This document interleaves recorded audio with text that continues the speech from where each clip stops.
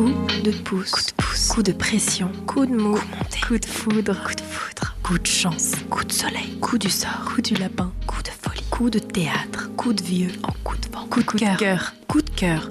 Les coups de cœur littéraires de la librairie Landru par Pascal Farge.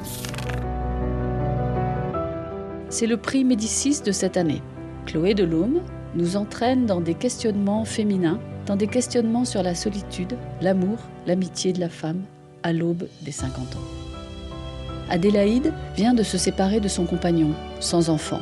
Elle se retrouve seule, dans un petit appartement parisien, prête à mordre la vie à pleines dents.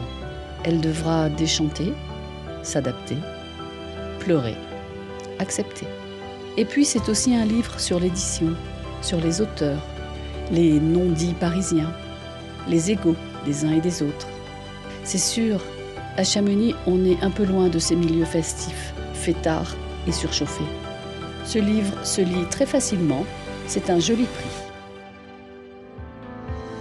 Le cœur d'Adélaïde cogne douloureusement, comme s'il avait été frotté avec du papier de verre.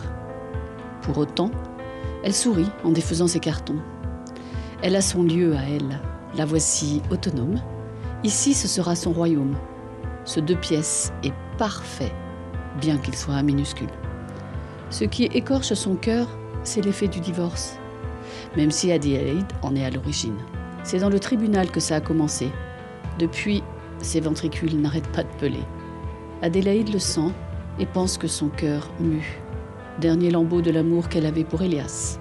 Dessous, une peau toute neuve, en attente d'autres émois. L'enveloppe se trouve à vif d'être mordue par le vide. Personne ne pense à elle, et elle ne pense à personne. Depuis l'âge de 15 ans, c'est la toute première fois. Jusqu'ici, elle quittait un homme pour d'autres bras. Adélaïde, toujours, a été amoureuse. Ces 7 dernières années d'Elias, jusqu'à ce que la routine lui use l'âme et les nerfs. Adélaïde déballe ses affaires et s'étonne que toute sa vie tienne dans si peu d'espace. Elle a 46 ans et ne possède rien, mis à part plein d'habits et 7 bibliothèques. Des Billy d'Ikea, qu'elle orne de guirlandes, de papillons sous cadre, de babioles mexicaines, de lampions japonais. Une paire de stilettos trône entre 2 pléiades. 2 passions dans la vie, les livres et les chaussures. Dans son ancien appartement, Adélaïde avait une chambre d'amis qui lui tenait lieu de dressing. Un double salon, un coin lecture. Tout ça, elle le devait à Elias qui en était propriétaire. Avec son seul salaire, Adélaïde peut louer 37 mètres carrés dans le 20e arrondissement de Paris. C'était le coup de cœur de Pascal sur le cœur synthétique de Chloé Delhomme aux éditions du Seuil.